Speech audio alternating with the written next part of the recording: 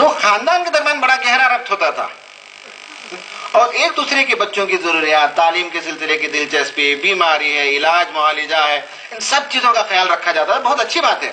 اور یہ بات یاد رکھنی چاہیے، آج بھی ہمارے اندر کئی کمزوریاں ہیں، لیکن ہندوستان میں جتنی پارٹیاں ہیں ان سب میں الحمدللہ سب سے بہترین پارٹی ہے. آپسی تعلقات کی بنیاد پر ہو، بنیاد و مرسوس کے لحاظ سے ہو، کسی بھی پارٹی کا آپ ذکر کیجئے، اللہ کا احسان ہے کہ جماعت کے اندر آج بھی بڑی خوبیاں ہیں. یہ سب اس لیے بیان کی جاتی ہے تاکہ اعادہ ہو، یاد دہانی ہو، تذکرہ ہو جائے، بس اس کے لیے. ورنہ شیطان ورغلاتا ہے اور کبھی غفلت طاری ہو جاتی ہے اور انسان پھسل جاتا ہے. تو اس لیے ان باتوں کا اعادہ ہوتا ہے تاکہ پھر ہم واپس لوٹ کر آئیں.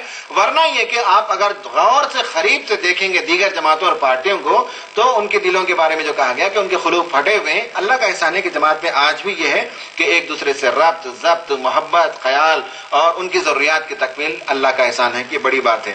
چوتھی چیز یہ ہے کہ لوگوں کی قدردانی کیجیے، کبھی لوگوں کی تحقیر نہ کیجیے، کبھی لوگوں کا سائز چھوٹا نہ کیجیے. آپ لوگوں کا سائز چھوٹا کر کے بڑا بننے کی کوشش نہ کریں. ہم کو جو ہے بڑا خود سے بننا ہے، سامنے والے کو چھوٹا کر کے بڑا بننے کی تمنا نہیں ہونی چاہیے. قدردانی کرنی چاہیے، ہر آدمی کی قدردانی ہونی چاہیے. اللہ کے رسول صلی اللہ علیہ وسلم سے زیادہ کون اس نفسیات کو جانتے تھے؟ حضرت بلال سے کہا کہ بلال کیا بات ہے کہ جنت میں جب گیا تو قدموں کی آہٹ مجھ سے آگے آواز آ رہی تھی. میں نے جبرائیل سے پوچھا تو کہا کہ یہ بلال کے قدموں کی آہٹ ہے. پوچھا تو معلوم ہوا کہ سب حضرت بلال جو ہمیشہ وضو سے رہتے تھے، اللہ کے رسول سے محبت تھی. صہیب کے بارے میں کہا ہے نا، حضرت صہیب رضی اللہ تعالیٰ عنہ کے بارے میں، ان کے بارے میں بھی ایک اچھا قول ان کے بارے میں ملتا ہے. حضرت ابو بکر کے بارے میں کہا فَأَمَّا مَنْ آتَى وَاتَّقَى وَصَدَّقَ بِالْحُسْنَى والی آیت آئی. تو یہ تو حضرت ابو بکر کے سلسلے میں ان کے اخلاق کے بارے میں قرآن نے سرٹیفکیٹ دیا، اللہ کے رسول نے فرمایا. عمر کے بارے میں کہا کہ میں جب معراج میں گیا تو جبرائیل نے مجھے بہت سفید محل بتایا، سنگ مرمر کا ہوگا. میں نے پوچھا جبرائیل سے کس کا محل ہے؟ تو جبرائیل نے بتایا یہ عمر کا محل ہے. حضرت عمر کی دلداری فرمائی، انکریج کرنا، اپریشیٹ کرنا، قدردانی کرنا. حضرت علی سے کہا کہ علی وہ آدمی ہیں جو اللہ سے اور رسول سے محبت کرتے ہیں اور اللہ اور رسول بھی ان سے محبت کرتے ہیں. بہت بڑا سرٹیفکیٹ ان کو دیا. حضرت سعد بن معاذ رضی اللہ تعالیٰ نے جس دن جنگ میں زخمی ہوئے تو کہا کہ رحمان کا عرش ہل گیا، رحمان کا عرش جو متزلزل ہو گیا آج سعد کے زخمی ہونے پر. زبیر بن عوام جس طرح سے جنگ بدر میں داد شجاعت دے رہے تھے تو کہا کہ زبیر کیا بات ہے کہ آج تم بھی زرد امامہ باندھے ہوئے ہو اور فرشتے بھی زرد امامہ باندھ کر اترے ہیں جنگ بدر کے اندر.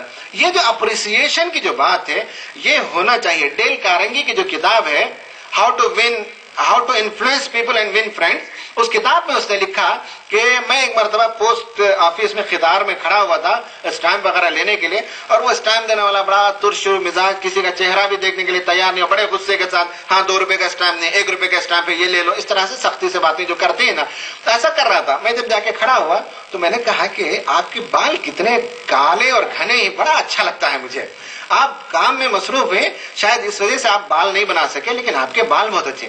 ذرا وہ صورت اٹھا کر دیکھا، کہا کہ صاحب میرے بال بہت اچھے تھے جوانی میں، اب تو بڑھاپے کی وجہ سے بال جھڑ گئے. پھر اس کے بعد اس نے بات چیت شروع کی دھیرے دھیرے. اس ٹائم لینے کے لیے گیا تھا تو کہا کہ ہر انسان کو جو ہے اس کی خوبیوں سے، یہ چاپلوسی نہیں، ہر انسان کے اندر کچھ خوبی ہوتی ہے، اس خوبی کا ذکر کیجیے. اچھا ایک اور لوگوں کے اندر کمزوری ہے، آپ جب کسی خوبی کا ذکر کرتے ہیں تو وہ آدمی خوش ہو کر اور بڑائی بیان کرنا شروع کر دیتا ہے. آپ کسی کے بارے میں کہہ دیجئے ایسا آپ بہت اچھا لکھتے ہیں تو فوراً گھر جا کر کیا کرے گا، وہ آرٹیکل جو لکھا 10 پرچے لا کر دے دے گا، یہ سب میں لکھتے رہتا ہوں.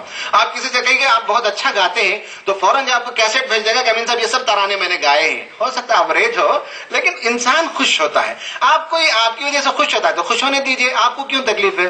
بھئی ہم سے کوئی خوش ہوتا ہے، ہم نے کہا اس کی ایک معمولی اوریج صلاحیت کہ تم اچھا گاتے ہو، تم اچھی تقریر کرتے ہو، تم اچھا لکھتے ہو، اور وہ بہت اپنے آپ کو بڑی چیز سمجھ کر پیش کرنے لگتا ہے تو خوش ہونے دیجئے. ہماری وجہ سے کوئی آدمی خوش ہوتا ہے تو اللہ تعالیٰ ہم کو بھی خوش رکھے گا.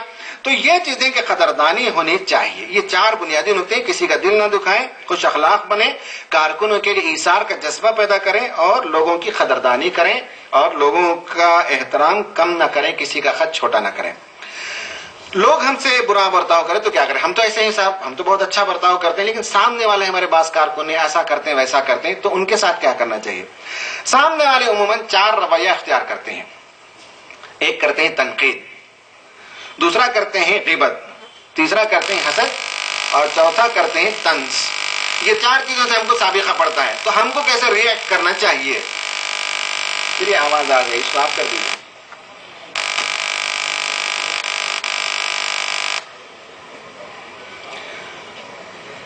تنقید میں کل بات آئی، تنقید بغرض اصلاح ایک لفظ استعمال کیا مولانا مودودی رحمۃ اللہ علیہ نے. وہ اصلاح کے لیے جو تنقید ہوتی ہے وہ راست ہوتی ہے، 1 to 1 ہوتی ہے.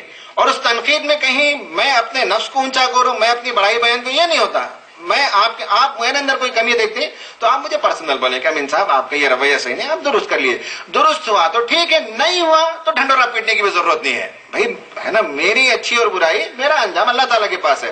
آپ کا کام اتنا ہے، میرا کام نصیحت کرنے کا، میں نے کر دیا. آپ کا کام نصیحت کا، آپ کر دیں. تو یہ تنقید بغرض اصلاح مولانا مودودی نے یہ لفظ استعمال کیا. ورنہ تنقید، مجرد تنقید جو ہے یہ بہت گویا کہ انسان کے لیے نقصان دہ ہوتا ہے. اور تنقید کیوں ہوتی ہے یہ یاد رکھیے. تنقید اس لیے کرتے ہیں کہ آپ باصلاحیت ہیں، آپ صاحب علم ہیں، آپ کے اندر خوبی ہے، مجھے جلن پیدا ہوتی ہے تو میں آپ کی تنقید کرتا ہوں. تو یہ اس بات کی علامت ہے. ڈیل کارنگی نے لکھا ہے نو ون ککس اے ڈیڈ ڈاگ. کوئی مردہ کتے کو نہیں مارتا لات، ہے نا. مردہ کتے کو لات مارتا ہے کہ نہیں مارتا، جو زندہ کتا ہے اس سے ڈر کر آدمی مارتا ہے. تو صلاحیت والے ہیں آدمی تو اس کی غیبت ہوتی، اس کی تنقید ہوتی ہے. اور تنقید کرنے والا اسے اطمینان نہیں ہوگا. آپ یا تو آسمان پر چڑھ جائیں یا زمین میں گڑ جائیں یا اس کی نظروں سے اوجھل ہو جائیں، تب گویا کہ تنقید بند ہو سکتی ہے. جب تک آپ باصلاحیت ہیں، قابل ہیں، علم والے ہیں، اخلاق والے ہیں، یہ سب ہوتا رہے گا. بزرگوں کا قول ہے کہ آپ پہاڑ بن کر رہیے، پہاڑ پر اولے برستے ہیں اور برس کر بکھر جاتے ہیں، ٹوٹ جاتے ہیں، پاش پاش ہو جاتے ہیں، لیکن پہاڑ کچھ نہیں ہوتا.